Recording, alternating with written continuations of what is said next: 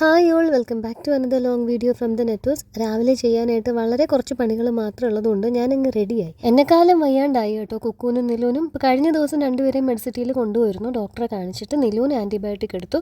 കുക്കൂന് 33 kg എങ്കിലും വേണം, പക്ഷേ അവന് 21 kg ഉള്ളൂ വെയിറ്റ്. അവൻ്റെ വെയിറ്റ് കൂട്ടണം എന്ന് പറഞ്ഞു. ഞാൻ ബ്രേക്ക്ഫാസ്റ്റോ അല്ലെങ്കിൽ ചോറോ ഒക്കെ അവന് കുറച്ച് കൂടുതൽ കഴിപ്പിച്ചാൽ അവൻ ഛർദ്ദിക്കും. അപ്പോൾ അത് ഡോക്ടറുടെ അടുത്ത് പറഞ്ഞപ്പോൾ ഡോക്ടർ പീഡിയാഷ്യൂറിന് എഴുതിയിട്ടുണ്ട്. സമയം 8:10 ഞാൻ നേരത്തെ പറഞ്ഞ പോലെ ചെയ്യാൻ വളരെ കുറച്ച് കാര്യങ്ങളുള്ളതുകൊണ്ട് തന്നെയാണ് താമസിച്ച് എണീറ്റത്. പിന്നെ ഈ കഴിക്കുന്ന മെഡിസിനൊക്കെ ആണെങ്കിൽ തന്നെ ചുമയുടേതും ജലദോഷത്തിൻ്റെതും ഒക്കെയാണ്. ഇതൊക്കെ കുറച്ച് ഡ്രൗസിനെസ് ഉള്ള ഐറ്റംസ് ആണെന്ന് എനിക്ക് തോന്നിയിട്ടുണ്ട്.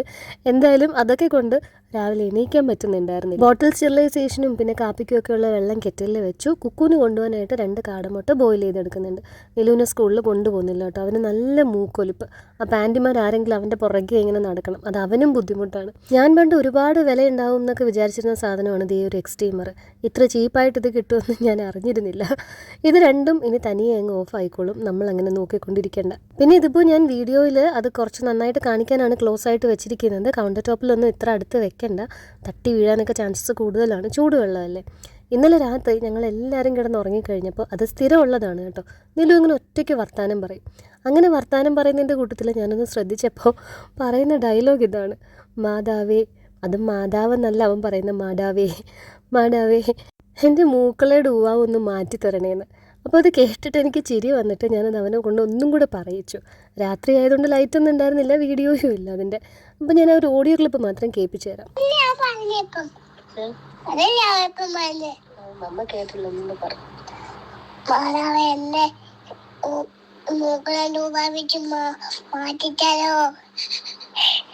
പ്രോട്ടീൻ കുറച്ച് അധികം ചെന്നാലല്ലേ വെയിറ്റ് കൂടത്തുള്ളൂ കുക്കൂന്. അപ്പം ഞാൻ കുറച്ച് സോസേജസും നഗറ്റ്സും ഒക്കെ ഒന്ന് ഷാലോ ഫ്രൈ ചെയ്ത് എടുക്കാൻ പോവുകയാണ്. സോസേജ് ഒന്നും അവന് ഡെയിലി ഒന്നും കൊടുക്കാറില്ല. ഒരു പാക്കറ്റ് ഒരു മാസം വാങ്ങിച്ചു കഴിഞ്ഞാൽ പിന്നെ ഒരു ഓൾട്ടർനേറ്റ് ആയിട്ട് അതിൻ്റെ അടുത്ത പ്രാവശ്യം സൂപ്പർ മാർക്കറ്റിലൊക്കെ പോകുമ്പോഴേ ചിലപ്പോൾ മേടിക്കാറുള്ളൂ.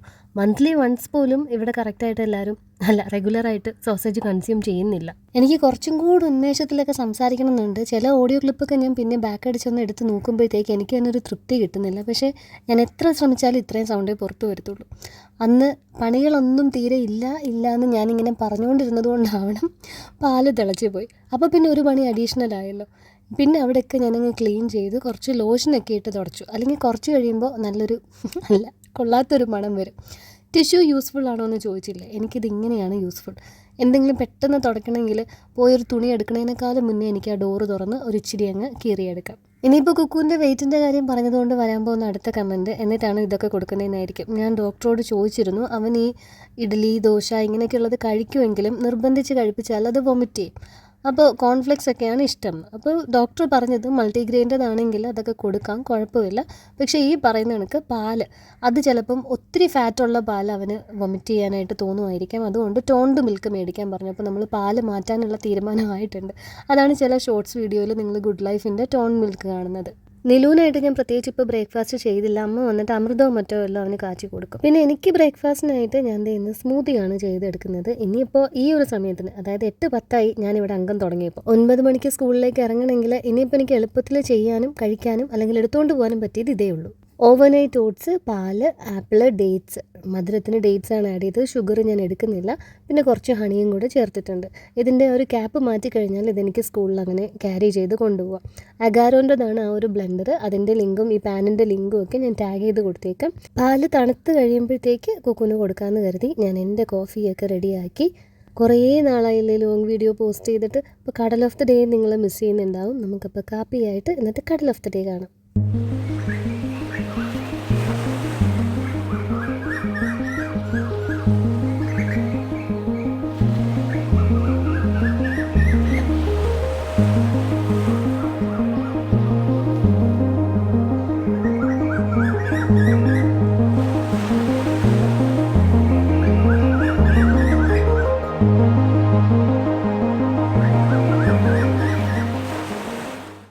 ഞാനിത്രയും വൈകി എണീറ്റതിൻ്റെ മറ്റൊരു കാരണം ദേ ഇതാണ്. ഇന്നലത്തെ ഫുഡൊക്കെ തന്നെ ബാക്കി ഇരിപ്പുണ്ട്. ദേ ഈ ഒരു കണ്ടെയ്നേഴ്സിലായിട്ട് കുറച്ച് ബീഫ് കറിയുണ്ട്, ചോറുണ്ട്, രസമുണ്ട്. ബീഫ് കുക്കു അധികം അങ്ങനെ കഴിക്കത്തില്ല. എന്നാലും അതിൽ പൊട്ടറ്റോ ഒക്കെ നമ്മൾ എടുത്ത് വെച്ച് കൊടുത്താൽ കഴിക്കും. പൊട്ടറ്റോ പിന്നെ പ്രോട്ടീനും ആണല്ലോ.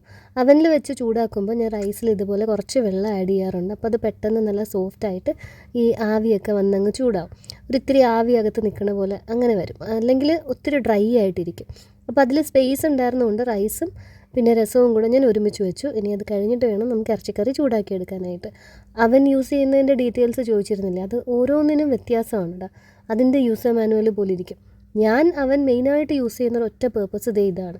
എന്തെങ്കിലും സാധനം ചൂടാക്കാനുണ്ടെങ്കിൽ 1 മിനിറ്റ് 2 മിനിറ്റ് 3 മിനിറ്റ് അങ്ങനെയൊക്കെ ഇട്ടിട്ടാണ് ഞാൻ അതിൻ്റെ അകത്ത് ചൂടാക്കി എടുക്കുന്നത്.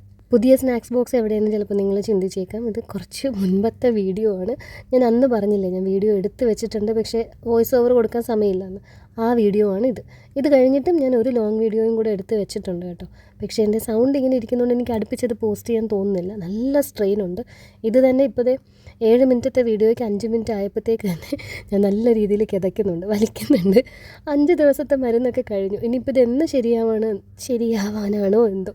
സ്കൂളിലും ടീച്ചേഴ്സും ഒക്കെ പറയുന്നുണ്ടായിരുന്നു കേട്ടോ, ഇപ്പോഴത്തെ പനിയൊക്കെ വന്നു കഴിഞ്ഞാൽ ഇങ്ങനെ പെട്ടെന്ന് അതങ്ങനെ പോവില്ല, നമ്മളിങ്ങനെ പിടിച്ച് തളർത്തി കളയുമെന്ന്.